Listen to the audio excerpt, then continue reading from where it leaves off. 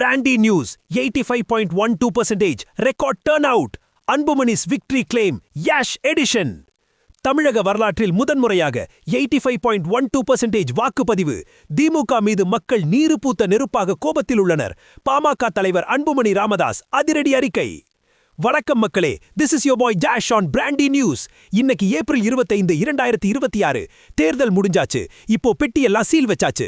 ஆனா அன்புமணி ராமதாஸ் சார் கொடுத்திருக்கிற அந்த லேட்டஸ்ட் ஸ்டேட்மெண்ட் இப்போ அரசியல் களத்தையே அதிர வச்சிருக்கு பாஸ். ஆழ்கடலின் பிரளயம் மாதிரி மக்கள் மனசுல இருந்த கோபம் இப்போ வாக்குகளா வெடிச்சிருக்குன்னு சொல்லியிருக்காரு. நிதானமா ஆனா ஷார்ப்பா இந்த 85.12% மேஜிக்க தட்டி தூக்கலாம். ஒரு விசில போட்டு இந்த எனர்ஜெட்டிக் நியூஸை இப்போவே கவனிங்க. Let's role. வரலாறு காணாத வாக்குப்பதிவு. தமிழக சட்டமன்ற தேர்தல்ல 85.12% வாக்குகள் பதிவாகியிருக்குன்னு தேர்தல் ஆணையம் சொல்லியிருக்கு. இது தமிழக தேர்தல் வரலாற்றிலேயே ஒரு மிகப்பெரிய ரெக்கார்டு பாஸ். அன்புமணியின் வெற்றி கணிப்பு. இவ்வளவு அதிகமான வாக்குப்பதிவு நடந்தாலே அது ஆட்சி மாற்றத்துக்கான அறிகுறிதான். திமுக அரச வீட்டுக்கு அனுப்ப மக்கள் திரண்டு வந்து வாக்களிச்சிருக்காங்கன்னு அன்புமணி ராமதாசர் ரொம்பவே கான்ஃபிடென்ட்டா சொல்லியிருக்காரு.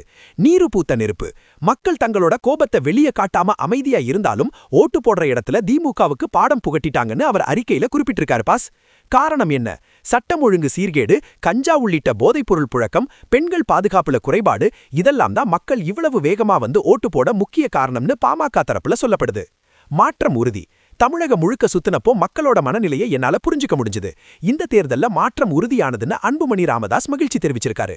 ஆட்சியாளர்களுக்கு புரியல. மக்கள் கோபத்துல இருக்கிறது ஆட்சியாளர்களுக்கு புரியல, அதனால அவங்க திருத்திக்க ஒண்டில்ல.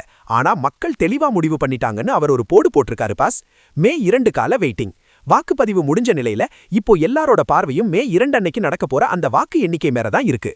அன்புமணி சாரோட இந்த கான்ஃபிடன்ஸையும் 85.12% வாக்குகளையும் பார்க்கும்போது எனக்கு அந்த ஒரு மாஸ் பஞ்ச் தான் ஞாபகம் வருது. வெறும் வாக்குகள் மட்டும் இல்ல பாஸ், இது ஒரு ஜனநாயக புரட்சி. பெட்டியில இருக்கிறது ஓட்டு இல்ல, தமிழகத்தோட அடுத்த 5 வருஷ தலையெழுத்து. மக்கள் தீர்ப்பே மகேசன் தீர்ப்பு. ரிசல்ட் அன்னைக்கு வெறித்தனமா இருக்கும் pass.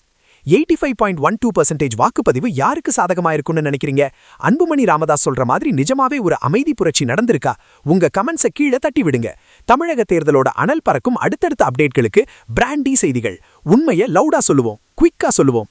This is Yash signing off. Have an energetic day. இந்த தேர்தல் கிளைமாக்ஸ் நியூஸை ஷேர் பண்ணுங்க. Bye by.